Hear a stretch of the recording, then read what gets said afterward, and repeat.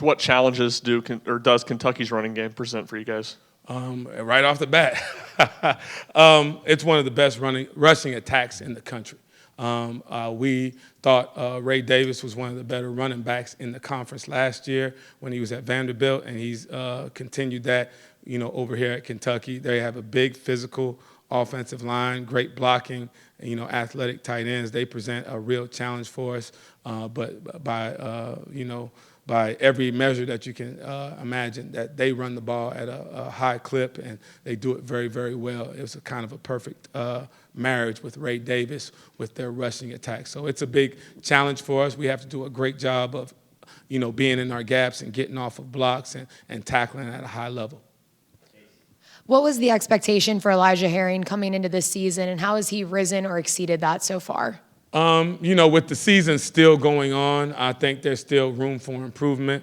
Obviously, the expectation was for him to play. We never know at what level. Injuries are a part of the game, so you never know when your number is going to get called. Obviously, it probably was a little earlier than we expected. Elijah is a kid that's gotten better and better as the season has gone along. From a kid we talked about from last year that really never played stack linebacker, was an edge rusher in high school, to learning how to play inside linebacker. You see, flashes of a kid that's got a chance to be a very, very good linebacker. And then there's still some of those moments, where the inexperience starts to show. But, man, all in all, we're happy with him. Like I said, he plays physical. He's going to give you, effort-wise, the most that he has every snap. So I think the best is yet to come. But he has gotten better since the season has started. Coach, obviously they'll spread it some, but this is kind of an old-school downhill attack. How does that change for your linebackers, because there's so much sideline-to-sideline stuff?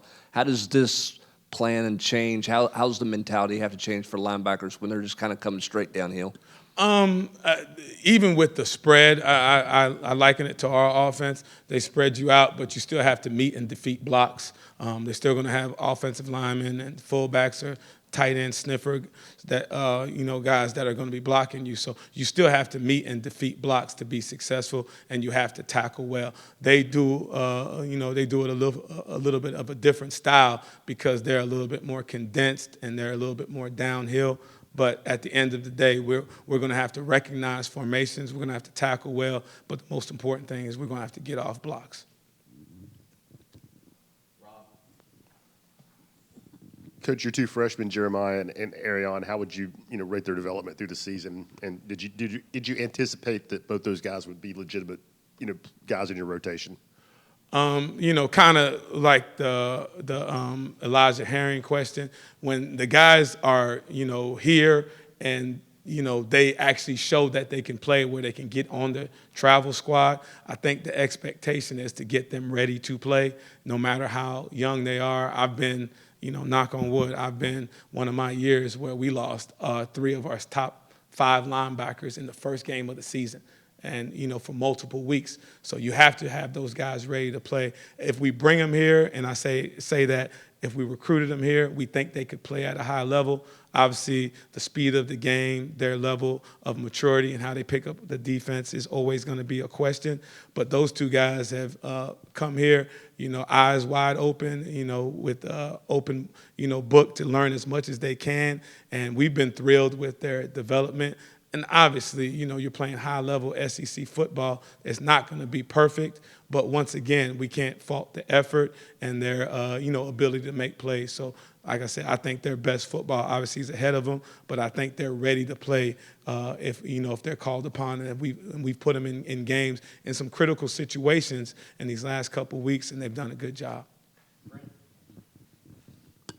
Yeah, just kind of wrapping up the Alabama game. But what did Alabama do in the second half to run the football more effectively? Was it something they did? Was it something you guys didn't play as well in the second half as you did in the first half? What did you see different from the run game? No, I think it was you got to give them all the credit in the world. I think they came out at halftime. They made minor adjustments and, put us in some, and I'm not going to say difficult situations, but different situations. I think the quarterback run game picked up in the second half that they didn't show in the first half, and we didn't do a great job of fitting that. The first run that happened, that was us. We pressured and we didn't fit the run that first play of the second half. But all in all, outside of that first run, it was the quarterback in the second half that kind of got on the perimeter on us. Felt like we did a decent job on the running back, McClellan kid, and some of their other running backs. I know he got on the edge to score the touchdown in the second half, but that was more, once again, us getting off of blocks and, being able to edge on the perimeter. So, to answer your question, I thought they did a good job, but I still think if we, had our eyes in the right spot and were able to fit the run the way we were supposed to, we would have given ourselves a better chance to stop those two runs.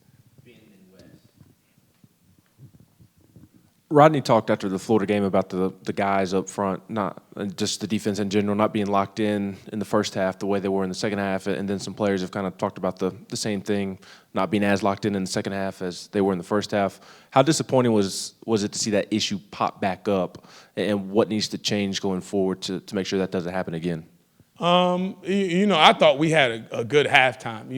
We would always be truthful. If we had guys that were, eyes, bugged out and like, man, are we up, in Bryant-Dennehy Stadium, it wasn't like that. I thought we had a really good halftime. I thought the guys were locked in, and, we knew they were going to come out, with a little bit more fire than they had in the first half.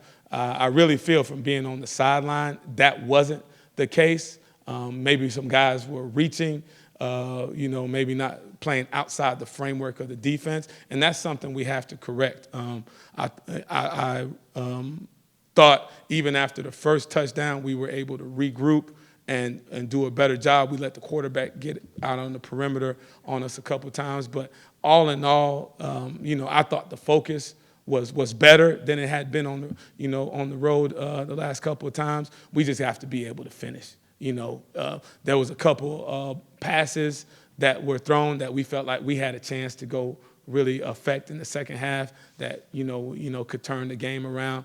And, we talked about it. If we contain that quarterback a little bit better in the second half, it comes down in the fourth quarter and we're still, right there. And we felt like we were still right there. It was a one-score game for most of it until, they scored that last touchdown. So I thought our kids were better. Just me personally, I know everybody might feel different. We just have to go out there and go execute at a high level and finish the game the way we started.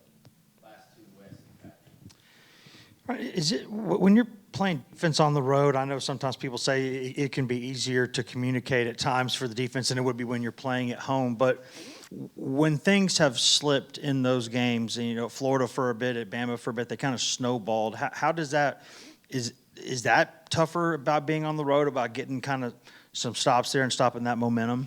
It's adversity. You can't feel the crowd. You can't feel the energy in the stadium. Obviously, it's their home crowd. So if they do something positive, obviously the stadium's going to be a little different. When you're playing, really good defense on the road, you don't hear the fans. You don't feel that, and that's the challenge. If you're playing really good on defense, you kind of have a chance to take the crowd out of it, and you feel like you're in control when you're on the road, and that's the challenge. I thought we did that in parts. When we got a couple turnovers in the first half and then got a couple stops, and that's always the challenge, to go out there and go do it for 60 minutes. The communication I thought was good. Like I said, I think our eyes got away from us a couple times in the second half, and that was, where a couple of their big plays came from. But, I still say it. I still thought we were better, obviously not good enough, to go win on the road in a big-time, SEC game. But we have to be, obviously, a little bit better. And I'm not going to say a lot better. We have to be a little bit better, going into Lexington and going to go win on the road. Ryan, you talked about your younger linebackers and Elijah and the two freshmen, but for Aaron, obviously the expectations going into the season are going to be different. He's a veteran guy coming back. How do you think he's played this season, and what do you want to see from him the rest of the way? I've always, I'm an Aaron Beasley fan. I feel like he's one of the better linebackers in the conference. And the biggest thing with him, and I tell him, is to just, empty the tank. I still think there's even better football player out there than what he's shown. And like I said, I'll tell anybody, I think he's one of the better linebackers in the conference. But there's still plays I still think he can go make to be game-changing plays because he has that kind of ability, and that's always the challenge. He'll tell you we challenge him with every week to go out there and go be the difference, because he's got that kind of ability. We have several guys on our defense that have that kind of ability, and he's one of them, and we just want to see him take it to another level and help us, obviously go win on the road in some of these hostile environments. Thank you, Coach. All right, thank you.